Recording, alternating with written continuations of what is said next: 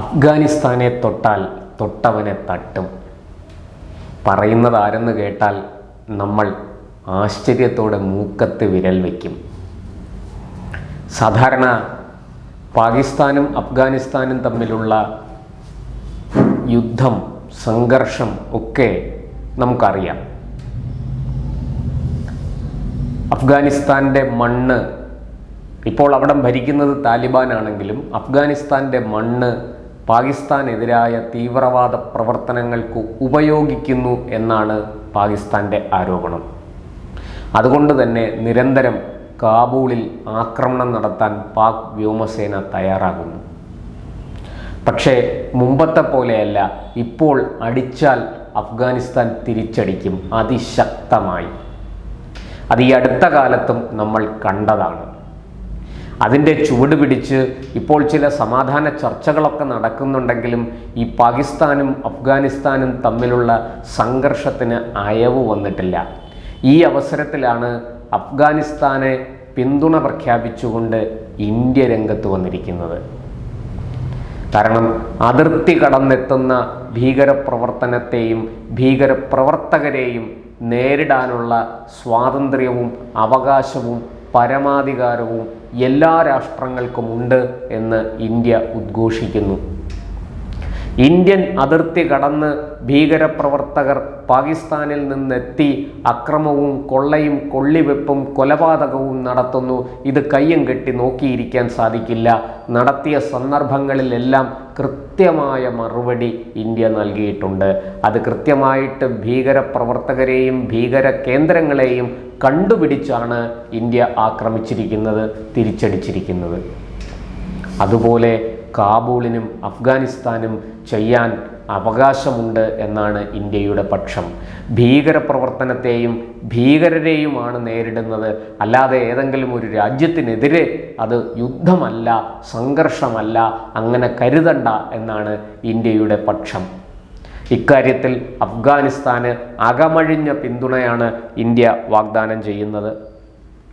നമുക്കറിയാം, കഴിഞ്ഞ ദിവസം അഫ്ഗാനിസ്ഥാൻ ഭരിക്കുന്ന താലിബാന്റെ വിദേശകാര്യമന്ത്രി അമീർ ഖാൻ മുത്താഖ്വി അദ്ദേഹം ഇന്ത്യ സന്ദർശിക്കുന്ന അവസരത്തിൽ പാക് വ്യോമസേന കാബൂളിലേക്ക് അതിർത്തി കടന്ന് ആക്രമിച്ചു.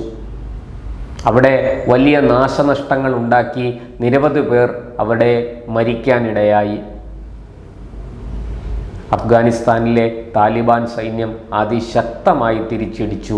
ആ തിരിച്ചടിയിൽ പാക് സൈന്യത്തിന് പോലും പിടിച്ചു നിൽക്കാൻ കഴിഞ്ഞില്ല എന്നുള്ള കാഴ്ചയും നമ്മൾ കണ്ടു. അതായത് പാകിസ്ഥാൻ ഉള്ളിൽ പ്രവർത്തിക്കുന്ന പാകിസ്ഥാനിൽ തെഹ്രീക്ക് ഇ താലിബാൻ പാകിസ്ഥാൻ എന്ന പേരിൽ പ്രവർത്തിക്കുന്ന ഒരു സംഘടനയുണ്ട്. അവർ ഭീകര സംഘടനയാണെന്ന് പാകിസ്ഥാൻ പറയുന്നു. അവർക്ക് വെള്ളവും വളവും കൊടുക്കുന്നത് താലിബാനാണെന്നും പാകിസ്ഥാൻ ആരോപിക്കുന്നു. ഇവരെയൊക്കെ ഒരു കാലത്ത് വളർത്തിയത് പാകിസ്ഥാനാണെന്ന് എല്ലാവർക്കും അറിയാം. ഭീകരപ്രവർത്തകരെ അടവച്ചു വിരിയിച്ച് പരിശീലിപ്പിച്ച് ആയുധങ്ങളും ധരിപ്പിച്ച് ഇന്ത്യൻ മണ്ണിലേക്ക് മാത്രമല്ല മറ്റു പല സ്ഥലങ്ങളിലേക്കും കയറ്റുമതി ചെയ്യുന്ന ഒരു ഫാക്ടറിയാണ് പാകിസ്ഥാൻ എന്ന സത്യവും ഇന്ന് ലോകത്തിന് മുഴുവനും അറിയാം. അതുകൊണ്ട് തന്നെ ഈ അഫ്ഗാനിസ്ഥാനെതിരായ നീക്കങ്ങൾ ഇതിൻ്റെ പേരിൽ നടത്തുന്നത്, അതായത് തെഹ്രീക്ക് ഇ താലിബാൻ, അത് പാകിസ്ഥാൻ്റെ വടക്ക് കിഴക്കൻ അതിർത്തി പഷ്തൂൺഖ്വ എന്ന് പറയുന്ന മേഖല പാകിസ്ഥാനിൽ നിന്ന് വിട്ടുപോകാൻ ആഗ്രഹിക്കുന്നു. അവർക്ക് ഈ പാകിസ്ഥാനോട് ചേർന്ന് നിൽക്കണ്ട, ഞങ്ങളുടെ സ്വത്വം അഫ്ഗാനുമായി ബന്ധപ്പെട്ടതാണ്, അതുകൊണ്ട് ഞങ്ങൾ അങ്ങോട്ടേക്ക് പോകാൻ ആഗ്രഹിക്കുന്നു എന്ന മട്ടിലാണ് അവരുടെ പ്രവർത്തനം. അവരെ എല്ലാ വിധത്തിലും സഹായിക്കുന്ന ഒരു സംഘടനയാണ് തെഹ്രീക്ക് ഇ താലിബാൻ പാകിസ്ഥാൻ. അതുകൊണ്ട് തന്നെ അവരെ ഭീകരപ്രവർത്തകരെന്ന് ചാപ്പയടിച്ച് മുദ്ര കുത്തി വേട്ടയാടാൻ പാക് സർക്കാരും പാക് സൈന്യവും എല്ലാ കാലത്തും ഉത്സാഹിച്ചിട്ടുണ്ട്. അതിൻ്റെ ഭാഗമായിട്ട് വേണം ഇപ്പോഴത്തെ ഈ കാബൂൾ ആക്രമണത്തെ നമ്മൾ വിലയിരുത്താൻ. ആ സംഘർഷം കൊടുമ്പിരി കൊണ്ടു. താലിബാൻ സൈന്യത്തിൻ്റെ മുന്നിൽ പാക് സൈന്യത്തിനോ പാകിസ്ഥാനിലെ മറ്റ് സംവിധാനങ്ങൾക്കോ പിടിച്ചു നിൽക്കാനായില്ല. പ്രതിരോധ സംവിധാനങ്ങളെല്ലാം പാടെ തകർന്ന് പാകിസ്ഥാൻ യുദ്ധമുഖത്ത് നിന്ന്, സംഘർഷ മേഖലയിൽ നിന്ന് ഒളിച്ചോടുന്ന കാഴ്ച പോലും നമ്മൾ കണ്ടു. ഒടുവിൽ തുർക്കി ഇടപെട്ടു. ഇസ്താംബൂളിൽ വെച്ച് പാകിസ്ഥാനെയും അഫ്ഗാനിസ്ഥാനെയും ഒരുമിച്ചിരുത്തി ചർച്ച ചെയ്ത് പ്രശ്നപരിഹാരം, ഖത്തറിൻ്റെയും കൂടി സഹായത്തോടുകൂടി പ്രശ്നപരിഹാരം ഉണ്ടാക്കാൻ ശ്രമിച്ചു. താൽക്കാലികമായ വെടിനിർത്തൽ അവിടെ പ്രഖ്യാപിച്ചു. എന്നാൽ അതും പാകിസ്ഥാൻ ലംഘിക്കുന്ന ചില കാഴ്ചകൾ അതും നമ്മൾ കണ്ടു. തുടർന്ന് കാബൂൾ ശക്തമായി തിരിച്ചടിക്കുമെന്ന് മനസ്സിലായപ്പോൾ വീണ്ടും സൗദിയുടെ നേതൃത്വത്തിൽ ഖത്തറും ഈ പറഞ്ഞ തുർക്കിയും ഒക്കെ ചേർന്ന് വീണ്ടും പരാജയപ്പെട്ട ചർച്ച പുനരാരംഭിക്കാൻ തീരുമാനിച്ചിരിക്കുകയാണ് ഇസ്താംബൂളിൽ വെച്ച്. ഈ ചർച്ചയുടെ ഫലം എന്തായിത്തീരുമെന്ന് നമുക്ക് നോക്കാം. പക്ഷേ ഒരു കാര്യം വളരെ വ്യക്തമായിട്ട് ഇന്ത്യയുടെ വിദേശകാര്യ പ്രതിനിധി രൺധീർ ജയ്സ്വാൾ പറഞ്ഞു. അഫ്ഗാനിസ്ഥാന് അവരുടെ പരമാധികാരം സംരക്ഷിക്കാനുള്ള അവകാശമുണ്ട്. ഭീകരതയും ഭീകരപ്രവർത്തനത്തെയും നേരിടാൻ മറ്റു രാഷ്ട്രങ്ങൾക്കുള്ളതുപോലെ തന്നെയുള്ള അവകാശവും അധികാരവും അഫ്ഗാനിസ്ഥാനുമുണ്ട്. ആ പരമാധികാരത്തെ ഇന്ത്യ പിന്തുണയ്ക്കും. ഒരു സംശയവും വേണ്ട, യാതൊരു വിട്ടുവീഴ്ചയുമില്ല. പാകിസ്ഥാൻ നടത്തിക്കൊണ്ടിരിക്കുന്ന ഭീകരപ്രവർത്തനത്തെ പാക് ചാരസംഘടനയുടെ നേതൃത്വത്തിൽ അയൽ രാജ്യങ്ങളിലേക്ക് ഭീകരരെ നുഴഞ്ഞു കയറാൻ സഹായിക്കുന്ന ഈ കുൽസിത പ്രവൃത്തിയെ ഒരു തരത്തിലും അംഗീകരിക്കാൻ കഴിയില്ല. അതിനെ വേരോടെ പിഴുതുകളയാനായിട്ട് ഏത് രാജ്യവുമായിട്ടും ഇന്ത്യ സഹകരിക്കും എന്ന് രൺധീർ ജയ്സ്വാൾ പറയുന്നു. ഇപ്പോൾ സൗദിയുടെ നേതൃത്വത്തിൽ വിളിച്ചു ചേർത്തിരിക്കുന്ന ഈ ചർച്ച, പുനരാരംഭിക്കാൻ പോകുന്ന ഈ ചർച്ച എന്തായി തീരും എന്ന് ഉറ്റുനോക്കുകയാണ് ലോകരാഷ്ട്രങ്ങൾ. അഫ്ഗാനിസ്ഥാനും താലിബാൻ സൈന്യവും ആക്രമണം നടത്തിയപ്പോൾ പിടിച്ചു നിൽക്കാൻ കഴിയാതെ തോറ്റോടിയ പാകിസ്ഥാനെ സംബന്ധിച്ചിടത്തോളം ഇസ്ലാമിക രാഷ്ട്രങ്ങളുടെ തണൽ ഉപയോഗിച്ച് അഫ്ഗാനിസ്ഥാനുമായിട്ട് ഒരു ധാരണയിലെത്താനാണ് അവർ ശ്രമിക്കുന്നത്. എന്ത് സംഭവിച്ചാലും ഈ പഷ്തൂൺഖ്വ മേഖല, ആ പ്രവിശ്യ, അതൊരു സംസ്ഥാനമാണ്, അത് വിട്ടുകൊടുക്കാൻ പാകിസ്ഥാന് കഴിയില്ല. കാരണം സിന്ധും പഞ്ചാബും കഴിഞ്ഞാൽ പിന്നെ അല്പമെങ്കിലും കൃഷിയുള്ള ഒരു പ്രദേശമാണ് ഈ പഷ്തൂൺഖ്വ. അതുപോലെ അവിടെ നിരവധി ഖനനം നടത്തിയാൽ നിരവധി പ്രകൃതി വിഭവങ്ങൾ അവിടെ നിന്നുണ്ട്. ഒരു പരിധിവരെ ചില പ്രത്യേക ലോഹങ്ങളുടെ അയിരുകൾ അവിടുന്ന് ഖനനം ചെയ്തെടുക്കാൻ സാധിക്കുമെന്നും പറയപ്പെടുന്നുണ്ട്.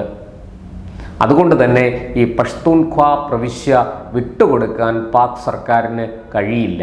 എന്നാൽ അവിടുത്തെ സ്വാതന്ത്ര്യദാഹികളായ ജനത അത് പാകിസ്ഥാൻ്റെ ഭരണം ഞങ്ങൾ ആഗ്രഹിക്കുന്നില്ല, ഞങ്ങൾ പ്രത്യേക വിഭാഗക്കാരാണ്, അതുകൊണ്ട് തന്നെ ഞങ്ങളെ പാകിസ്ഥാനിൽ നിന്ന് വിട്ടുപോകാൻ അനുവദിക്കണം എന്ന ആവശ്യമാണ് മുന്നോട്ട് വെക്കുന്നത്. എന്തായാലും ബലൂചിസ്ഥാൻ ഒരു വശത്ത് വലിയ രീതിയിൽ പാകിസ്ഥാനെതിരായ വിഘടനവാദം ഉയർത്തി മുന്നോട്ട് പോകുന്നു. ഗിൽജിത്ത് ബാൾട്ടിസ്ഥാനിൽ നടക്കുന്ന പ്രശ്നങ്ങൾ വേറെ. പാക് ഒക്യുപ്പൈഡ് കാശ്മീരിലേക്ക് പാക് സൈന്യത്തിനോ പാക് ഭരണകൂടത്തിനോ പ്രവേശിക്കാൻ കഴിയാത്ത സാഹചര്യമുണ്ടായിരിക്കുന്നു.